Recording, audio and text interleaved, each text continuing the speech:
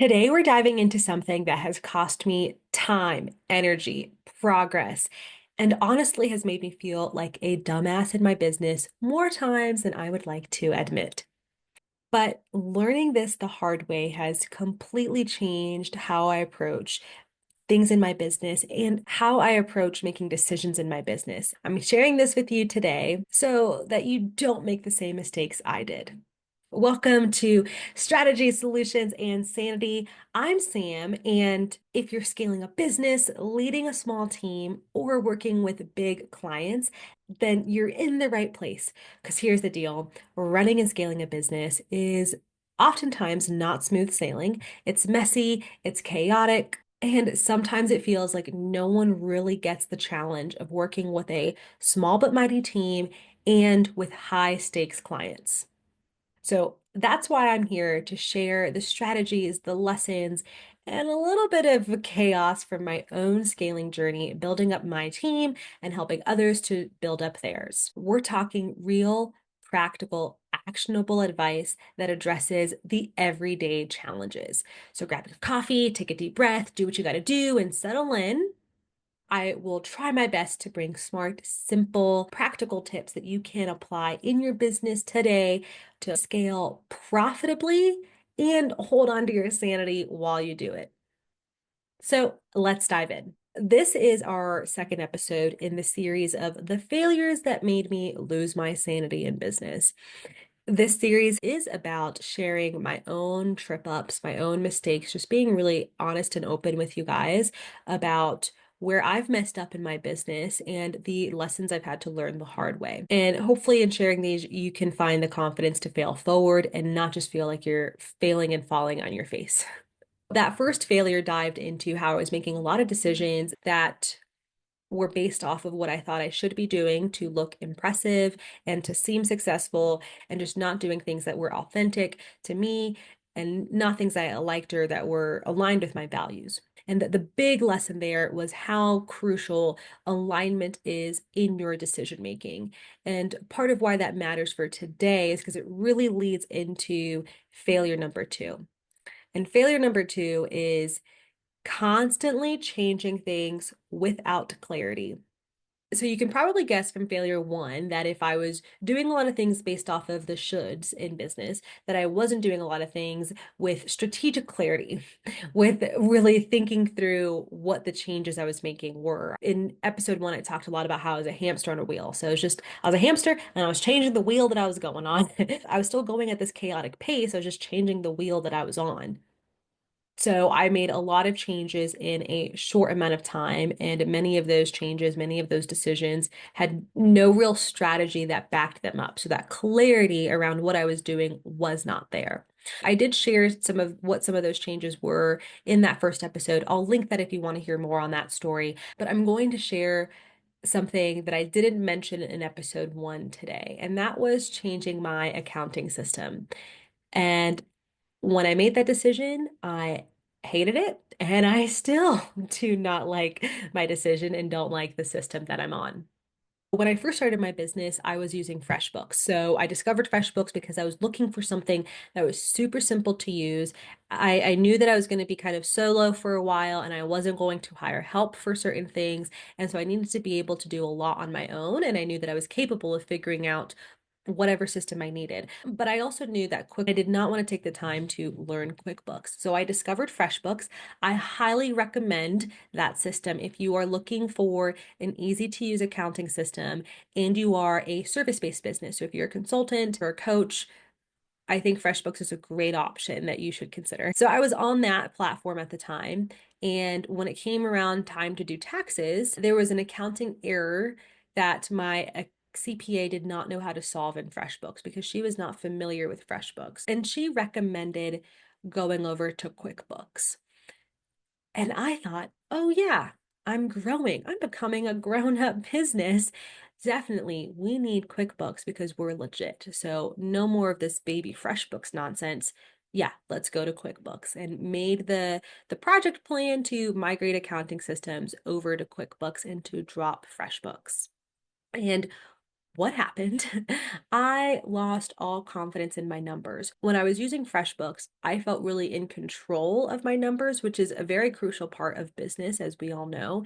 It was very easy for me to really look at expenses, to really look at where I could tighten up money, where I had maybe some budget for some things, what income or revenue I was expecting for that month.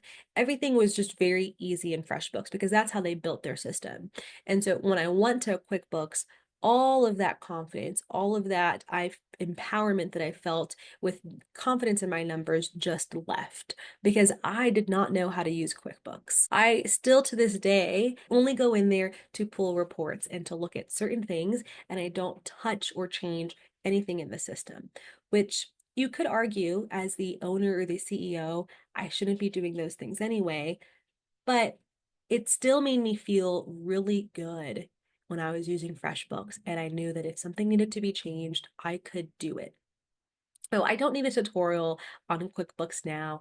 I do have confidence in my numbers. I just don't have confidence logging into QuickBooks and going to change anything. I will not do that. The point is, I made a decision that was purely based off of a recommendation, and there was no critical thinking in it. There was no thought process of what will actually be best for me, what will work for me, and what do I need this platform to do? Which, by the way, FreshBooks actually had the features to change what we needed. I just said, oh, yeah, we're a big business now. Let's go to QuickBooks. Now, again, you could argue we should be on QuickBooks. Maybe QuickBooks is the superior platform for this. You could also argue, going back to the beginning, that you don't always need alignment in your decision making. Like there's multiple paths to success. You don't have to agree with something for it to work. But when you do agree with something, when you do feel good about a decision, there's a certain confidence and there is a clarity that comes with it that makes success more likely to happen. And I just did not have that. And that's just one example of a change that I made with little thinking and just going off of the recommendation of someone I trusted to be the expert and the person that was going to guide me in the right direction without really also pairing that recommendation with my own intuition and my own competence, right? So because of that, I lost confidence in my own ability to be strategic and to set good goals. I cut off good marketing at certain times because I wanted to do whatever was trending or what I saw a competitor doing instead of what was actually working for my team, my messaging, and the clients that I wanted to work with. And I also made my team lose confidence and lose trust in my ability to guide them, in my ability to lead them. And that was one of the worst parts of it. I had to rebuild my trust with them. I've wasted a shit ton of time on these things. Honestly, believe I could be a lot further along in my business if I decided to slow down and do more things, not just with alignment, but also with clarity around why we should be making these changes. No, when I was just a solopreneur, it was okay to make changes on a whim because it was really just about making a certain revenue goal that met my needs and met my family's needs. And if there was a hiccup, if there was a trip up, it was okay. It was much easier to bounce back. But going into my second year of business, my team had grown, our client base had grown, and going off of this cycle of rapid changes was not going to cut it anymore. There was more at stake because every decision I make now also affects other people's paychecks and other people's workload and their trust in me as a leader. That hit me hard. I owed it to my team to make better decisions. It wasn't just about me being successful anymore and seeming impressive. It was also about stepping up and making sure I was doing right by myself, but also right by my team and my clients.